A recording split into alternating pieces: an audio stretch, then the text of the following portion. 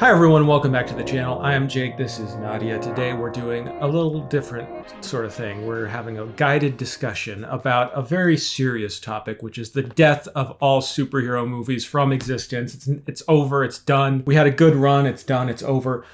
Or is it? So this is not a review, but more of a rant. Debate, discussion. Sure. I don't really know how you feel about this, but I wanted to talk a little bit about this topic because it seems like in the wake of Fantastic Four and Superman's, I wouldn't say failure, but slight underperformance, it's showing a trend that is kind of worrisome for studios and fans of these movies. Is it like underperforming? I thought it was performing great. So that's what I wanted to talk about. So Fantastic Four had a great opening, on track with Superman, very close domestically performance. Second week, I believe it had something like an 80% drop in ticket sales. For example, I think like a 60% is considered pretty good for a second weekend drop. But Marvel has had this issue a lot. I was looking at Doctor Strange 2 in the Multiverse of Madness that came out in 2022. I love that film. You what? I love that film. That movie had a significant drop in the box office for the second weekend, even though it ended up making almost $1 billion globally. It was a very successful movie, but that was pretty close to Endgame 2022. I feel like things have changed since then with certain movies underperforming. Ant-Man and the Wasp: Quantumania comes to mind. And we're just talking about Marvel here, but DC is a whole other story and a whole different diagnosis, I think. I just want your opinion. What do you think? Do you feel like these movies are facing a downward turn? What do you think the vibe is? How people are talking about superhero movies in general? Is there less interest? What do you think? Well, I mean, like Superman, I think it's a different thing because there are a lot of people, more people talking about Superman than they are talking about Fantastic Four. Mm-hmm. And I think the biggest reason is before the Superman premiered, the DC kind of like took a complete downturn.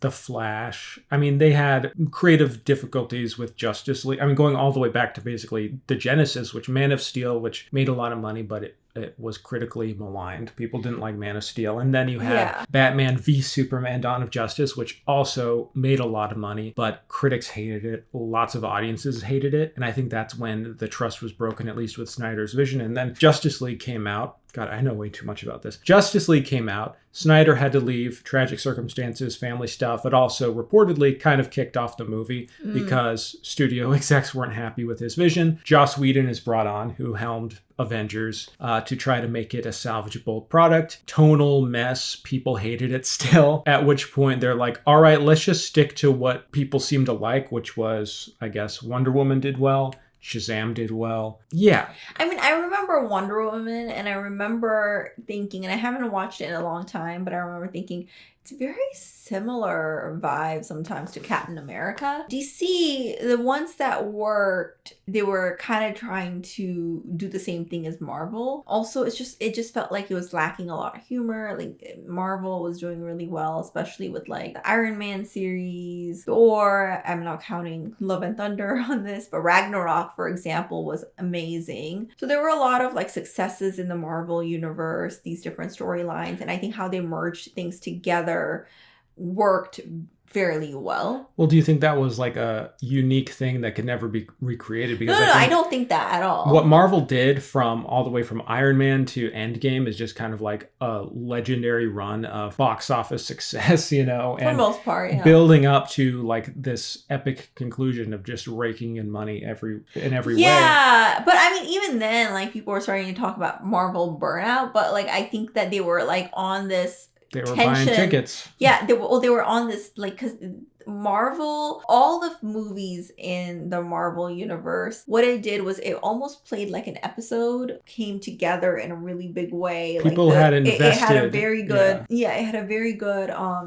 theme, and it came along like solid conclusion. And honestly, I feel like Marvel just ending when it did would have been fine. Well, and it was a simple, each phase was pretty simple to follow. Like if you wanted to see Avengers, you didn't have to see any of the other movies, but if you did, you had to see Iron Man, Captain America, Thor. And you didn't even have to see Hulk, really, you know. No. Yeah, those were like the three main movies, things. You know. But then even after Endgame, I'm pretty sure it's after Endgame, there were a lot of like great like shows that Marvel did. For example, WandaVision, I really enjoyed that. So do you think that Disney Plus and making the TV shows helped or hurt I think it helped in the beginning. Like WandaVision did really well. I think Loki did very well. But I think they kind of like what they did was they kind of recreated the formula a little too many times to the point where like the formula doesn't really like it's just I don't know how to say it. I feel like it's so repetitive that it almost lost meaning. These stories, you know, because they were, and then you could just tell it was a cash grab. It just didn't resonate. It didn't like Thor Love and Thunder. It felt like it was missing like just kind of more passion. I could see what they were trying to do, but I think what you're looking at too, like we'll get into like just the quality of these movies and what went downhill. I personally think there's also a lot of really shitty movies in the earlier phases of Marvel, but people were just kind of like, all right, whatever, they're doing their thing, they're building to something, and it's new, it's different. There was a sense of like intense pressure after Endgame and from corporate bosses. Because let's say, okay, Endgame came out in 2019. What happens in 2020? I don't know if anyone's a fan of history here, but I think COVID was hugely responsible, not just for superhero burnout fatigue, but for movies in general. Studio heads are panicking. People just don't know how long this is going to last and if movies are just going to be dead. And they're sitting on projects going, do we release this in theaters knowing it's not going to make much money? Do we put it on just on streaming? Yeah, like Tenet was one of the first tests of, all right, let's put this in theaters and see how it does. I was still pretty early and it did not make that much money. Dune, you know, just being put to Max and on in theaters at the same time. Lots of experiments. Wonder Woman went straight to HBO Max. Wonder Woman 2. Oh, yeah, right. Wonder Woman 1984 went straight to HBO Max. And at that point, the whole world is changing. Black Widow too, right? Black Widow, I think, as well, yeah. Really, there were either you sat on your projects and you just took the hit for who knows how long, basically doing the Top Gun Maverick route of just waiting it out until you can theatrically show these in a successful way. Or you just take your losses and try to get out what you can. And I think Hollywood and the people involved in Hollywood, they're very much about short-term profits and looking about the immediate dangers of what's happening and going, all right, how do we make any money out of this situation? And I think that's what they did. Let's put everything we have into streaming, which was already an issue with competing with theatrical. But suddenly, now, not only do you have these movies going on streaming, but you have audiences becoming conditioned to the fact that, okay, we can just enjoy Marvel at home. We can enjoy superhero movies at home.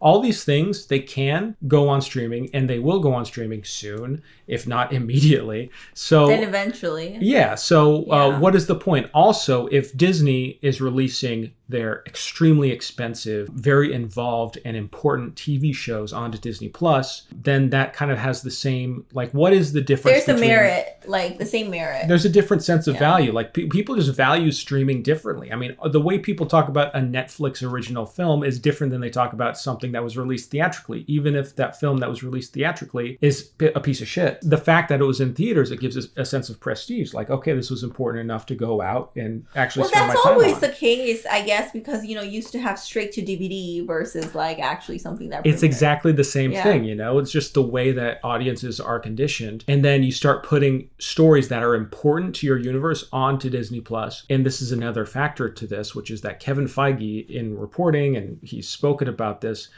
did not want to make as much product as Disney was trying to force him to make. You know, obviously Disney is panicking. We need to do something after Endgame. It's COVID, so let's pump out all of this shit. And quality failed. I mean, Kevin Feige has his hands personally in all of these projects. Him overseeing everything was why things generally cohered for the most part in the early phases of Marvel, and why they stopped doing that. Also, like, I think you're right. And I think that ticket prices are expensive in this economy.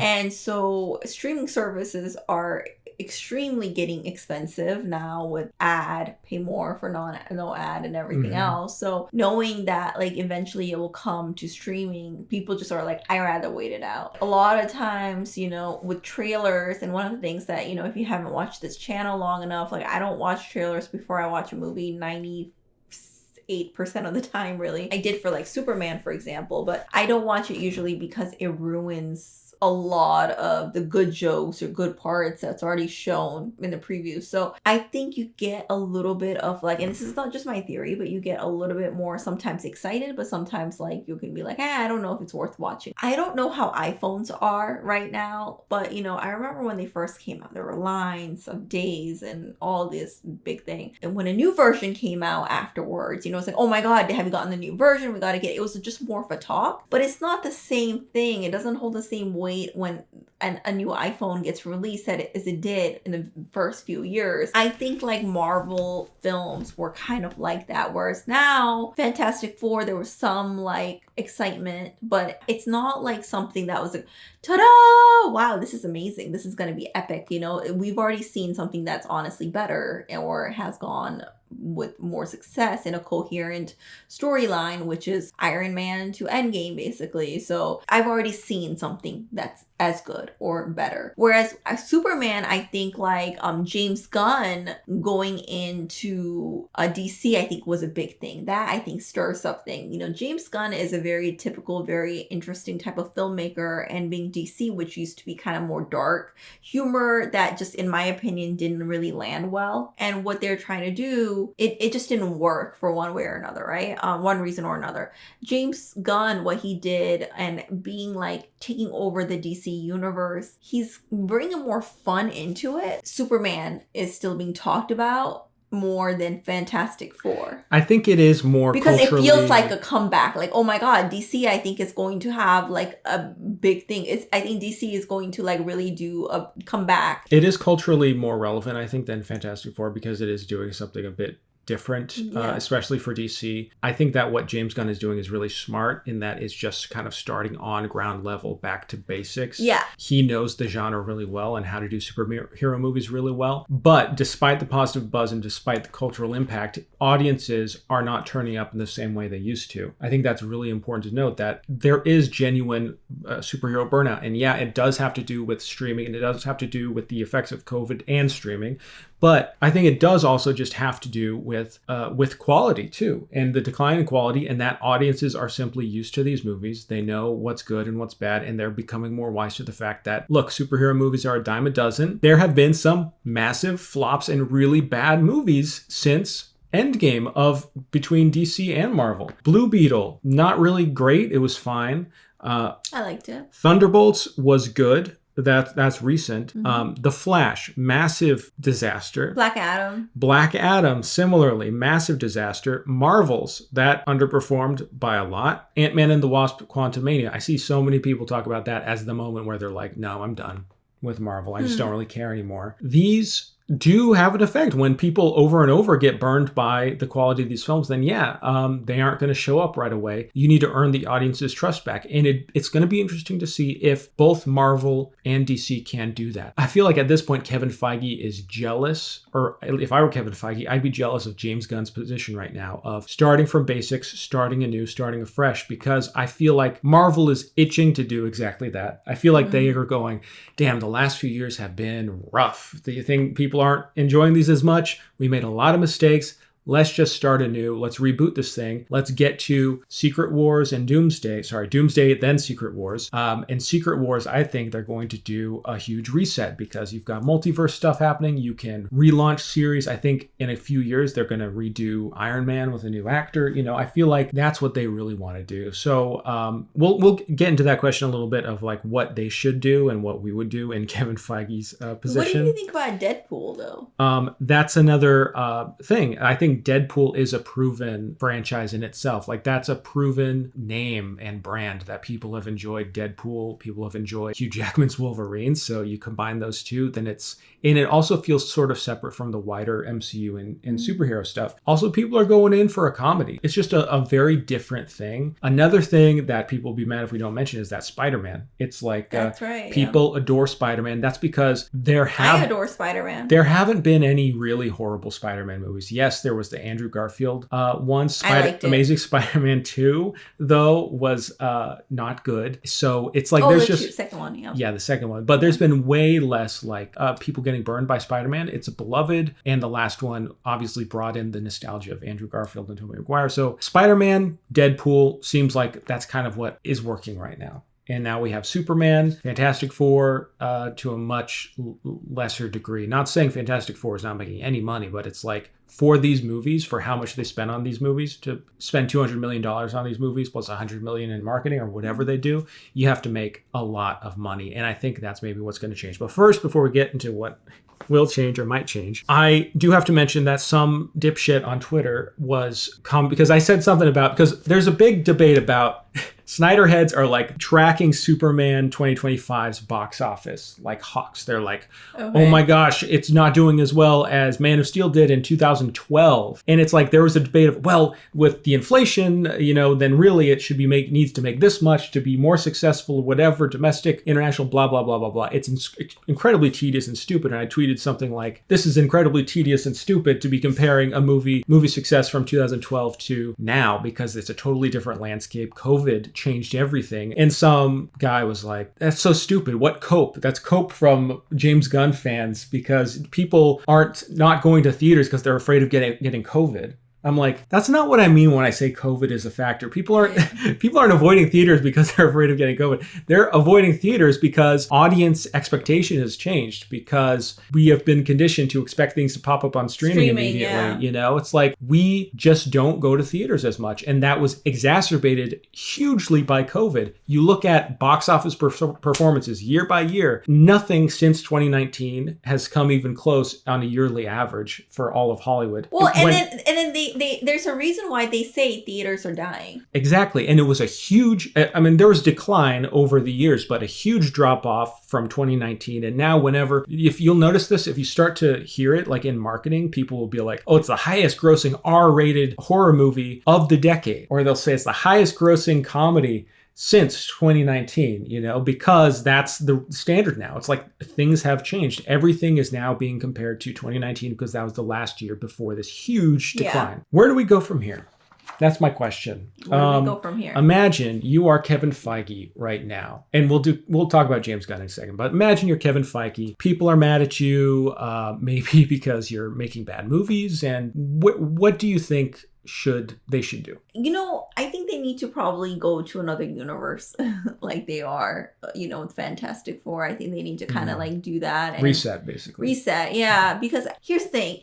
I would love some of the older characters from the universe that we're used to in Iron Man, everything where Endgame took place, basically, to meet in some way in the future, right? But I think it would be nice for them to focus on a new universe. What I think would be amazing is for them to have people from Iron Man that we're used to universe, like come to this new universe in some way. Not Iron Man, because I know he's dead. Spoiler, sorry. Thor and all those other people like kind of assemble in this new theater after Marvel has established this new world and new universe without trying to merge the two together too early. I think it's really nice. Like, for example, with Fantastic Four, I love the technology, the retro vibe. And I think it's really nice if they build upon that a little bit more. And it's, in a way, it is reset, but it also gives them some space to be able to come back to the older, legacy universe characters. Mm-hmm. In that way, have two different universes or multiverse. Okay, I get that. I kind of have a different prescription, though. All right, go ahead. Because I think that they're doing too many standalone movies in between these event stuff. I really think if I were Kevin Feige, I would cut off all Disney Plus TV shows except for things that are self-contained episodic series, smaller scale stuff for television. I don't agree though, because it's not if you don't watch the Disney Plus shows, you're not really missing out on too much when you watch the film. I think they have a good enough recap in a way. Hey, do I need to watch this before I watch this? No, there's a more of a explain it or show you what happened one way or another. And I think that's true for the movies. I think it's nice. They obviously want you to watch it all, but I think if you miss the shows, then it's not end all be all. I think that they need to cut back for sure. And they need I do think that they need to stop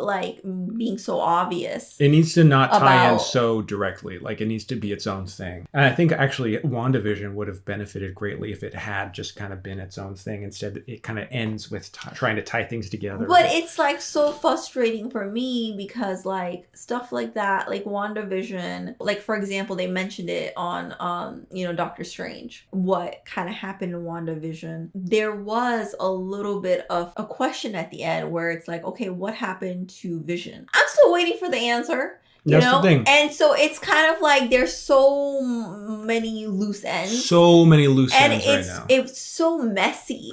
That's the thing. That's what I'm talking about. There's too many standalones with all these loose ends. Yeah. Earlier in the phase, it was simple. It was, Iron Man, Captain America, Thor, Avengers movie. They need to do more crossover events, more team up movies. It doesn't have to be Avengers every year or whatever, but like every couple movies, like bring the teams in to have crossovers, do something with Spider-Man, do something with Thunderbolts, do something Fantastic I feel like that's Four. what they did before. Yeah, but like they had the Captain America Civil War, whatever, just keep things moving. And when you are spread so thin as Kevin Feige was, then at a certain point you're going, well, I don't know when this movie's coming out. If this is coming out first, I don't know what these writers know or what this director is doing. Everyone do their own thing, and then we'll just add a teaser at the end. And that's kind of how I feel very disappointed at the end of Fantastic Four. Spoilers, I guess, for the very end of Fantastic Four, the teaser, the mid-credit scene. Basically, the only solid glimpse of what might happen in Avengers Doomsday is just seeing the image of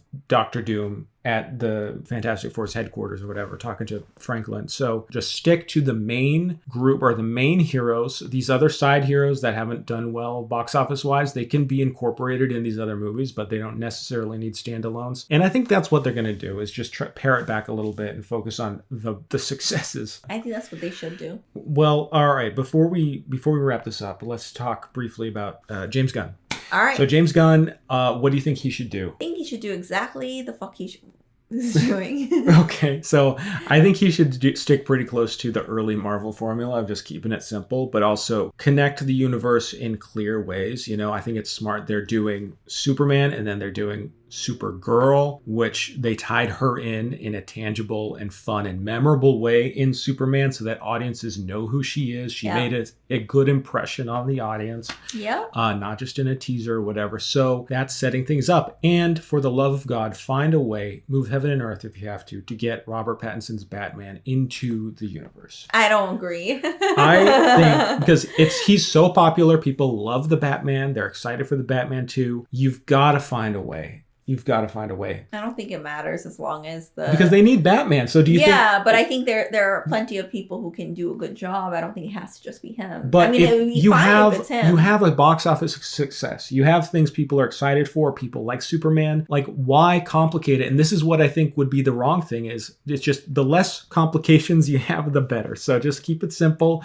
You have a Batman people like, make it happen. That's what I say. I mean, I don't know. With the Flash, there were several Batmans because of the. I honestly don't think that's as important as like making sure whoever he casts in the role does the job because the Batman that he has a vision for might be completely different Batman than Robert Pattinson. So I don't. It doesn't matter. It's I think successful. That's very biased. No. I'm saying as someone in James Gunn's position trying to build a successful universe.